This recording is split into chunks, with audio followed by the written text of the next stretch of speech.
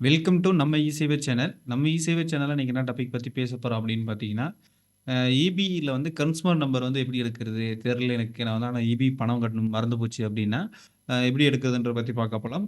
அதேமாரி ஃபோன்பேல, ஜிபேல எப்படி வந்து நம்ம வந்து பேமெண்ட் பண்றது? அதுக்கப்புறம் சிஎஸ்சில வந்து எப்படி பேமெண்ட் பண்றது? அத பத்தி பார்க்க போலாம்.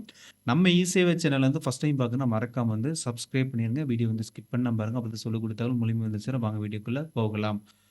இப் இப்ப Googleல போயிருங்க. எல்லா மொபைலா இருந்தாலும் சரி, டெஸ்க்டாப்பா இருந்தாலும் சரி, இங்க வந்து கன்சியூமர் இபி நம்பர்ன்னு செக்ன்னு போட்டீங்கன்னா, இங்கேயே வெப்சைட் வந்து வந்துரும். நான் வேணா டிஸ்கிரிப்ஷன்ல குடுக்குறேன். இந்த இத வந்து நீங்க ஓப்பன் பண்ணீங்கன்னா, உள்ள போயிடும்.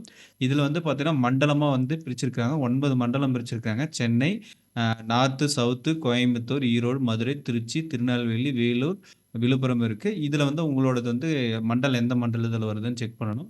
இப்போ நான் வந்து கோயம்புத்தூர் எடுக்கிறோம்னு வச்சுக்கோங்களேன். கோயம்புத்தூர் கிளிக் பண்ண உடனே கோயம்புத்தூரோட கோடு வந்து 03 வந்துருச்சு.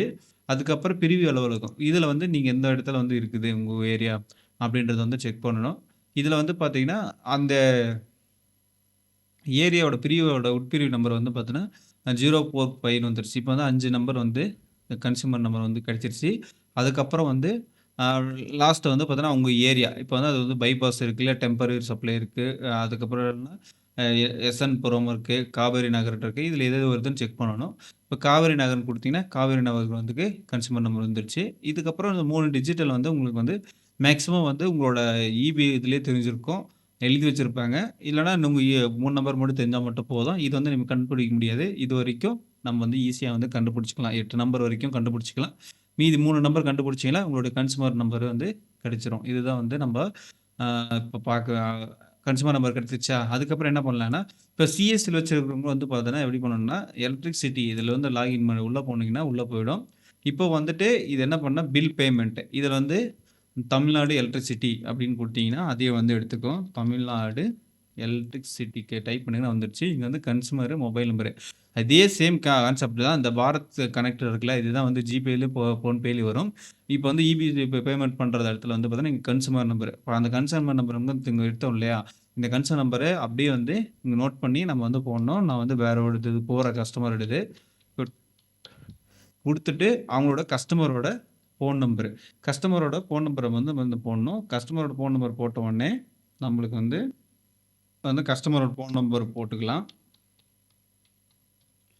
போட்ட உடனே வந்து பில் வந்து எடுக்க சொல்றோம். ஒரு சில டைம்ல வந்து இந்த மாரி எம்ப்டி ரீப்ளேஸ் ஃப்ரம் சர்வர்ன்னு வரும். நம்ம வந்து 100 வாட்டி ட்ரை பண்ணணும். ஒரே டைம்ல ட்ரை பண்ண வேண்டியதில்ல. அந்த இடத்துல பிஸியா இருந்துச்சு, கரெக்ட்டா அந்த செகண்டுக்குள்ள வரலன்னா, மறுபடியும் இந்த மாரி தான் வரும்.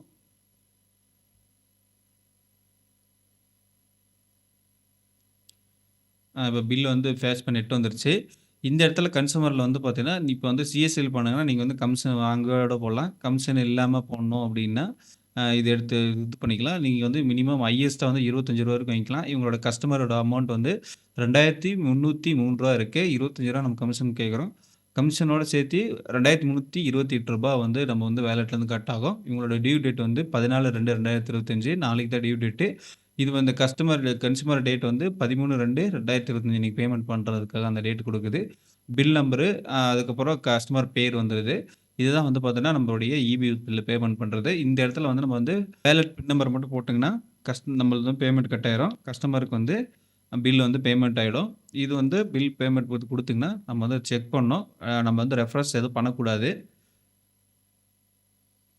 கொஞ்ச நேரம் எடுத்துக்கும். ஒரு 2 நிமிஷம், 1 நிமிஷம் வரைக்கும் எடுத்துக்கும். நம்ம வந்து அதுக்காக நம்ம வெயிட் பண்ணணும்.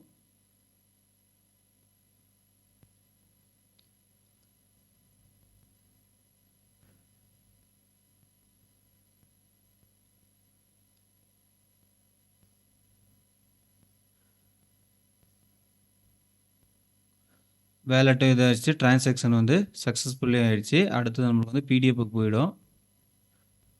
இப்போ வந்து நம்ம வந்து இது வந்து பிடிஎஃப்ல வந்து நம்ம டவுன்லோட் பண்ணி வச்சுக்கலாம். இது பேமெண்ட் பண்ண உடனே ஒரு ஒரு 5 நிமிஷம், 10 நிமிஷம் வந்து வெயிட் பண்ணணும்.